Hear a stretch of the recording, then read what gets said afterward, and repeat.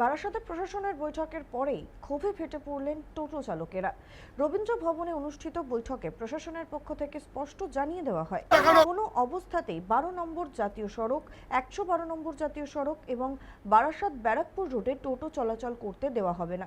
এই সিদ্ধান্তের প্রতিবাদে টোটো চালকেরা বিক্ষোভ দেখান। তাদের অভিযোগ, আগের সরকারের আমলে আরটিওর মাধ্যমে 38 থেকে 40 হাজার টাকা খরচ করে টোটোর রেজিস্ট্রেশন করানো হলেও এখন কেন মূল সড়কে চলাচলে বাধা দেওয়া হচ্ছে তার কোনো যুক্তিসঙ্গত ব্যাখ্যা মিলছে না। এদিকে প্রশাসনের নির্দেশ অমান্য করে মেইন রোডে ওঠার অভিযোগে ইতিমধ্যেই একাধিক টোটো আটক করেছে পুলিশ। টোটো চালকদের হুঁশিয়ারি, এই অবস্থান অব্যাহত থাকলে আগামী দিনে বৃহত্তর আন্দোলনে নামবেন তারা। অন্যদিকে প্রশাসন জানিয়েছে পারমিটবিহীন অটোকেও আর মূল সড়কে চলাচল করতে দেওয়া হবে না। প্রশাসনের এই সিদ্ধান্তের বিরোধিতা করে বিএমএস নেতৃত্ব জানিয়েছেন আগামী দিনে তারা আন্দোলনের পথে নামবে।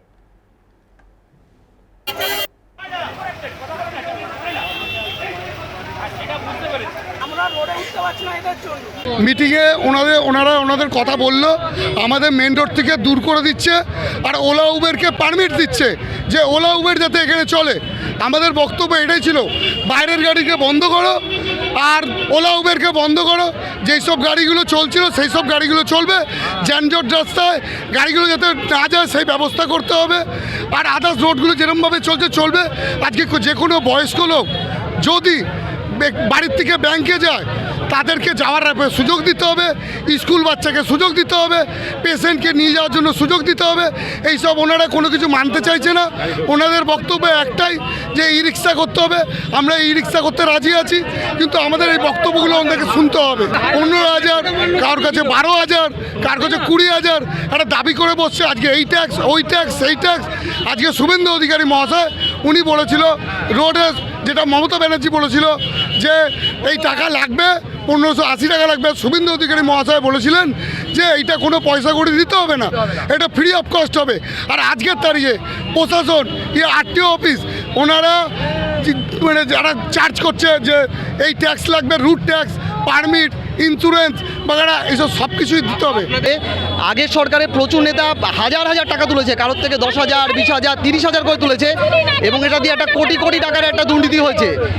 আগে প্রশাসনের উপস্থিতিতে নিয়ম বানাচ্ছে, আজকে হঠাৎ করে সরকার বদলে পড়ে সেই নিয়মটাই বদলে দিয়ে এদের বিপদে ফেলে দিচ্ছে প্রান্তিক মানুষগুলোকে, যারা প্রতিদিন 200-400 টাকার জন্য নিজে রাস্তায় নেমে মানে কাজ করে। তো এইটা তো মস্করা করা হচ্ছে না, এদের পেটে লাথি মেরে তো মস্করা করা হচ্ছে। আপনি নিয়ম বানাচ্ছেন আজকে একটা, কালকে নিয়মটা ভেঙে দিচ্ছেন। আমরা চাইছি যে প্রশাসন আমাদের সাথে 1:1 আমাদের ভারতীয় মজদুর সংঘের সাথে বসে সমস্যাগুলো শুনে সমাধান করুক। এইভাবে একসাথে মাস গ্যাদারিং করে কোনো সমস্যার সমাধান হয় না, প্রথম কথা।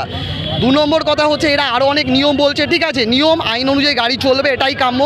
কিন্তু প্রথম কথা হচ্ছে, আপনাকে তাহলে এটারও দায়ভার নিতে হবে যে এই লোকগুলো যে 15 বছর ধরে একটা সিস্টেমের মধ্যে ছিল, আপনি রাতারাতি এক রাতের মধ্যে কী করে সিস্টেম বদলে কথা বলছেন? প্রশাসন, সরকার বলবো না, প্রশাসন বিএমএসকে অ্যাভয়েড করে গেছে, বিএমএসকে ডাকেইনি।